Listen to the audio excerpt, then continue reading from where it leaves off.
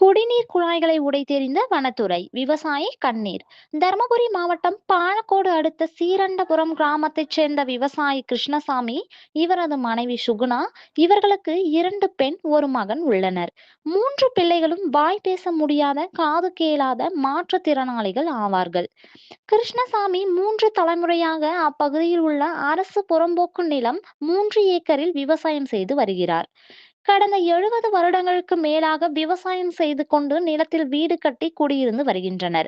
நிலம் மற்றும் வீட்டிற்கு தொடர்ந்து வரி செலுத்தி வருகின்றனர்.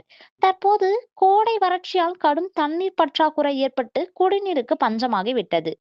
இதனால் வேறு பகுதியில் இருந்து குடிநீர் குழாய் மூலம் தண்ணீர் எடுத்து வர முயற்சி செய்த கிருஷ்ணசாமி, அதற்காக தனது நிலத்தில் சுமார் 50,000 ரூபாய் செலவில் கடந்த சில தினங்களுக்கு முன்னர் பைப் லைன் அமைத்தார். இதனை அறிந்த பாலக்கோடு வனத்துறையினர் இன்று ஜேசிபி எடுத்துச் சென்று கிருஷ்ணசாமி அமைத்த பைப் லைனை துண்டு துண்டாக உடைத்து வீசியுள்ளனர்.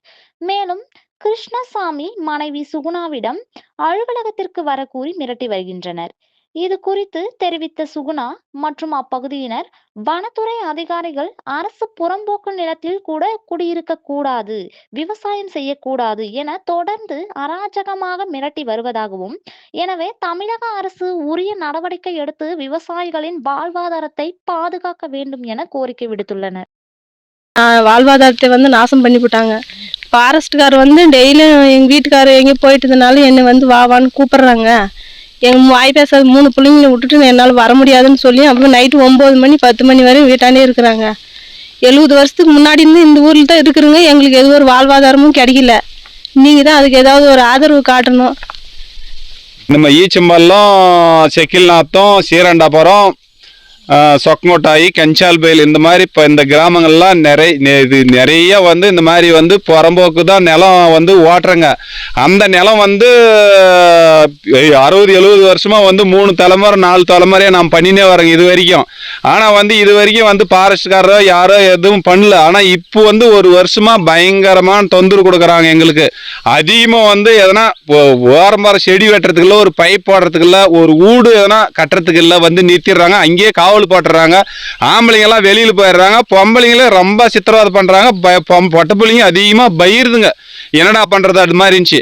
இன்னைக்கு இன்னைக்கு காலையில் ஒரு 10-11 மணிக்கு இங்கே இந்த ஓட்டான இந்த பைப் லைன் போட்டதெல்லாம் உடச்சி இந்த மாதிரி நாசம் பண்ணி எல்லாமே இந்த பொம்பளைங்களெல்லாம் பிரச்சனை பண்ணி பொம்பளைங்கெல்லாம் இழுத்து தொந்தரவு கொடுத்துனுக்குறாங்க. இந்த மாதிரி பல டைம் இந்த மாதிரி போய் நாங்களும் எங்கேயும் மனு கொடுத்து எதோ பண்ணுறேங்க. மனு கொடுத்தா வரதில்ல. அதுக்கு பின்னாடி திருப்பி வந்துடுறாங்க. இந்த முனுசாமி ஃபாரஸ்ட் தான் ரொம்ப தொந்தரவு எங்களுக்கு அதிகம்.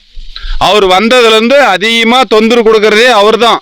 இந்த மாதிரி பணம்னு எங்கே போனாலும் இந்த பையன் 3 நாளைக்கு முன்னே இந்த பைப் லைன் ஏதோ போட்டுங்கிறான் குடிநீருக்கு.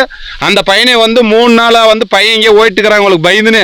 ஆனால் அந்த பொண்ணை நைட்டு 9 மணி வரைக்கும் இங்கே வா பாப்பா போகலான்ட்டு ஒரு 2-3 பேர் ஃபாரஸ்ட்லேருந்து 2-3 பேர் ஒரு 4-5 பேர் இங்கே கூட்டுங்கிறாங்க. நேற்று நைட்டு முந்தியத்து நைட்டெல்லாம் இந்த மாதிரி பயங்கரமான அராஜகம் பண்ணுறாங்க. நாங்களும் எல்லாத்தாவும் மனு கொடுத்துங்க. ரேஞ்சருக்கு ஃபோன் பண்ணி சொன்னால் இல்லை அவர் சொல்கிறதான், நான் என்ன சொல்கிறதில்ல, பேசிக்கலாம் அப்படின்னு சொல்லலாம். ரேஞ்சரை கேட்டால் அந்த மாதிரி பண்ணுறாங்க. அதுக்கு மேலே அதிகாரிக்கிட்ட போய் மனு கொடுத்தா எந்த நடவடிக்கையும் இல்லை இது வரைக்கும். இந்த மாதிரிலாம் பல தொந்தரவுக்குது. ஆனை வருது, ஒரே ஆள் கூட வர்றதில்ல. ஆனை வந்தா ஆனால் எங்கன்னா ஒரு மரமே வெட்டுறதில்ல. ஓரம்பாருங்கிற செடி ஓட்ட தாங்குதுன்னு அந்த செடியை கழிச்சா கூட இது எங்கன்னு எல்லாம் ஓட்டக்கூடாது. இது மாதிரி பயங்கரமாக அராஜகம் பண்ணுறாங்க.